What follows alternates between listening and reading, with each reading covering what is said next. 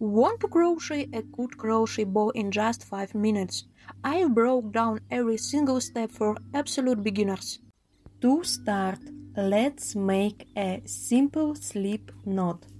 Place the yarn over your index finger.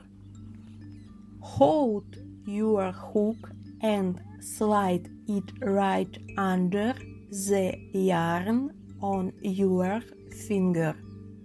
Rotate the hook 360 degrees to create a twist.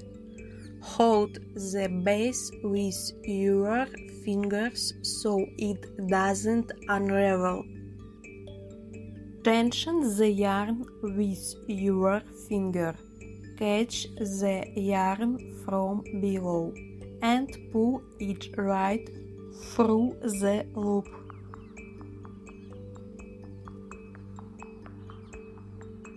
Pull the short tail to secure the knot. Then pull the working yarn to tighten the loop on your hook. And there you have it, a perfect slip knot. This is the most popular way to start almost any crochet project, from simple shapes to amigurumi toys. Now let's move on to the chain stitches. Chain stitches are the foundation of our bow. To control the tension, pinch the knot securely between your thumb and middle finger. Now bring your hook under the working yarn to catch it. In crochet, this is called a yarn over. Turn the hook slightly face down so it doesn't get stuck and pull the yarn right through the loop. That's your first chain stitch. Yarn over and pull through again.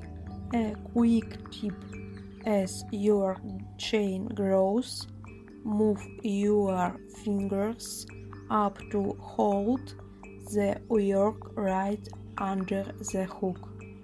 Repeat this motion until you have 30 chains in total. Try to keep them loose and even. It should look like a little braid. While I show you what a finished chain of 30 looks like, please don't forget to subscribe to my channel and leave a comment below. Thank you so much. Now let's keep going. Now we are going to work back down the chain using slip stitches. Never count the loop on your hook.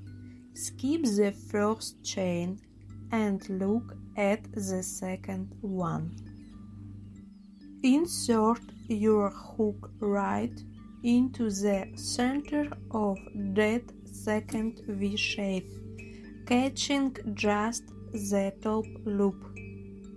Catch the yarn from below, pull it through the chain, and then pull that same loop directly through the loop on your hook. That's your first slip stitch. Let's do the next one. Insert into the next chain, catch the yarn, and pull through everything. A quick tip: try to keep your tension very relaxed, otherwise your work will curl up. Continue making one slip stitch in every chain all the way to the very end. You should have 30 slip stitches in total, making a neat flat cord.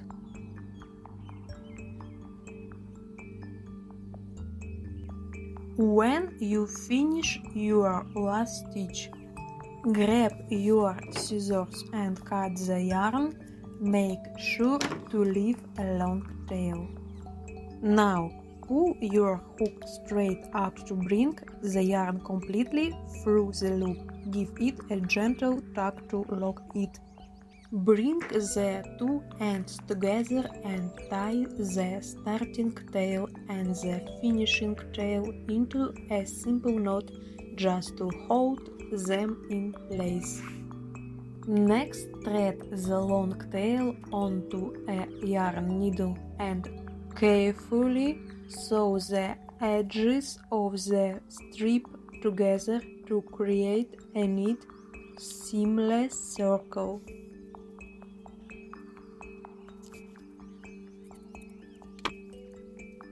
Now you just need to make one more strip exactly like the first one, 30 chains and 30 slip stitches.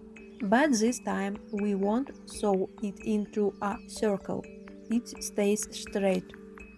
Cut the yarn, pull it through the loop and tie the starting and ending tails into a secure knot. Then use your yarn needle to weave the tails into the wrong side of the yoke.